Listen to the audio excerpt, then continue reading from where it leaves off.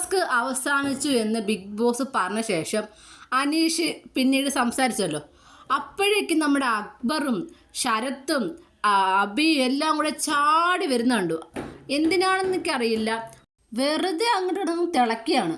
അതായത് ഇവരെ ടാസ്ക് ഇവർക്ക് വേണ്ട രീതിയിൽ ചെയ്യാൻ പറ്റിയില്ല.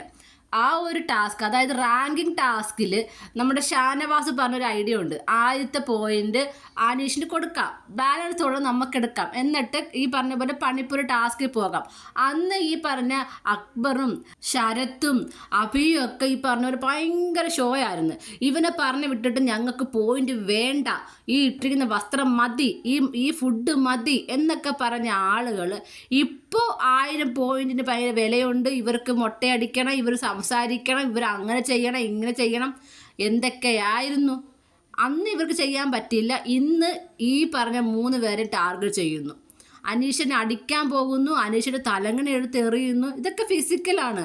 ഇങ്ങനെ ദേഷ്യം വന്ന ആളുകളെ ഉപദ്രവിക്കാൻ പോകുന്നതൊക്കെ സത്യം പറഞ്ഞാൽ അങ്ങനെയുള്ള ആളുകളൊക്കെ വാണിംഗ് കൊടുത്ത് പുറത്ത് വിടണം. അതാണ് വേണ്ടത്. പല പ്രാവശ്യം പറഞ്ഞിട്ടുണ്ട് ഇതേപോലെ ദേഷ്യം കാണിക്കാൻ പാടില്ലെന്ന്. ഭയങ്കരമായിട്ട് അഗ്രസീവ് ആവുന്നുണ്ട് അക്ബറൊക്കെ. അനീഷിൻ്റെ അടുത്തോട്ടാണെങ്കിൽ അനീഷ് ആയതുകൊണ്ടാണ് ഇങ്ങനെ പോയി ചെയ്യുന്നത്. ചെവിക്കല്ല് പൊട്ടുന്ന പോലെയാണ് ശരത്ത് പോയി കിടന്ന് അലറുന്നത് ചെവിക്കകത്തോട്ട് അനീഷിൻ്റെ. അതേപോലെ അഭിക്കും അതേപോലെ തന്നെയാണ് ചെവി പോയാണ് അലർന്നത്. എന്തിനാണോ ആവോ.